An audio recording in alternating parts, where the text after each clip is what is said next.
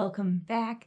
This week I did some soap, which surprised me. I always forget how inspiring a clean house is, and so I had a nice clean kitchen and dining area, and my first thought once the kids went down for their nap was, "Ooh, I've got a couple hours without any kids underneath. I could make soap." And originally I intended to just weigh out the ingredients and prepare it to make a batch, later in the evening, but everything went so quickly that I just went ahead and spontaneously made a batch of soap. I didn't have a strong plan going into it. I just kind of did a variety of different micas and clays in the color, and then a couple of my favorite scents.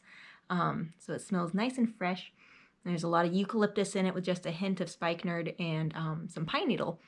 So it has a nice fresh kind of woodsy scent to it.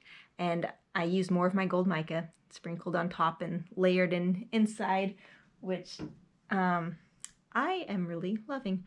But this one, it's an interesting swirl. You can see just how varied you can make one single batch of soap.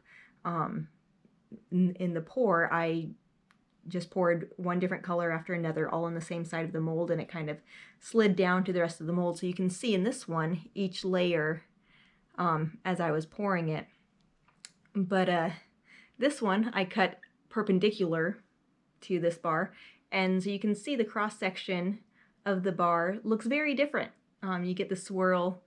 It's just fun to see how different, depending on how you cut the bar, how different the swirl looks, even though it's the exact same batch of soap, and these bars were, I think, probably about like this in the mold. So it's just incredible how different it is. But I'm excited about that batch.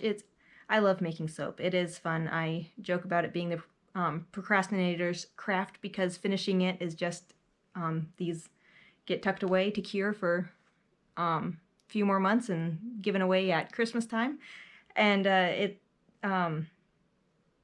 basically it's like cooking a recipe, making a recipe of cookies or something. That's how easy it is to measure out the ingredients and get them all mixed together, and then you get to have fun creating swirls and mixing colors if you want. And then it just feels like such an exciting surprise when you cut into it and see what actually turned out. I am not good enough with my swirls to actually know what to anticipate them looking like. I hope for what they will look like, but like this one, I had different ideas for what I was hoping it would look like. I was hoping it would look a little bit more marbled, and I think I should have taken a spoon and kind of swirled it around a little bit inside and kind of disrupted the layers, but it's okay. Live and learn. So for me, I feel like it's always a surprise when I open it up and go, oh, whoa. Either it looks like what I hoped, or it just looks like something cool, hopefully.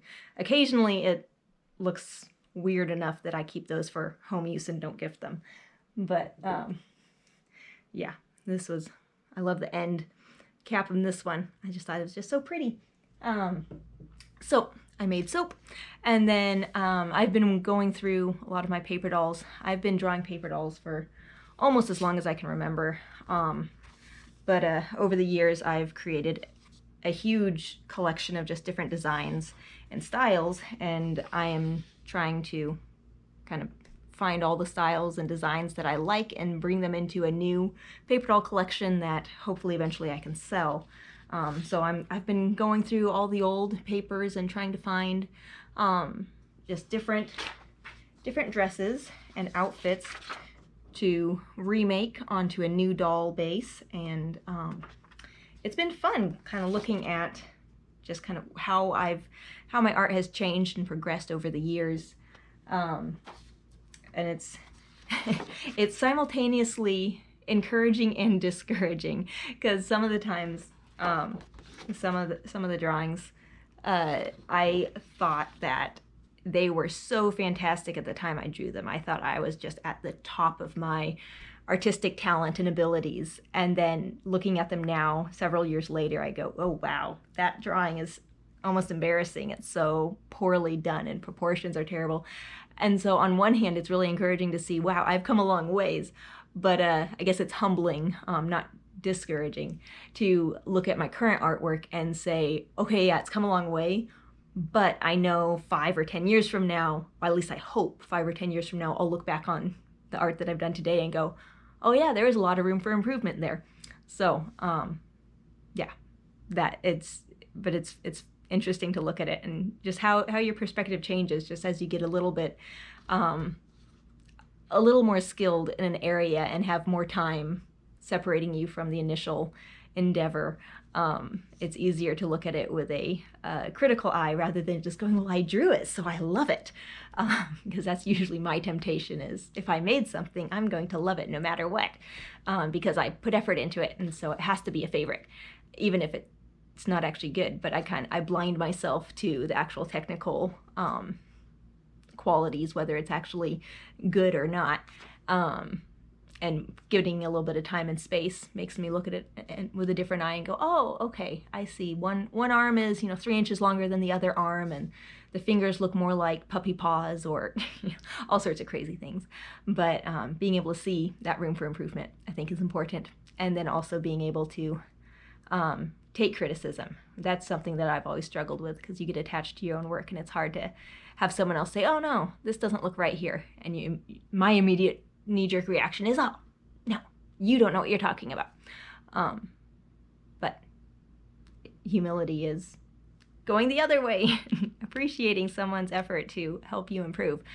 So I hope that that is an area that I can improve in alongside with my other skills and art and crafts and doing things. So there's my spiel. I hope you had a good long weekend. We had lots of relaxation and time in the woods with friends, which was fantastic.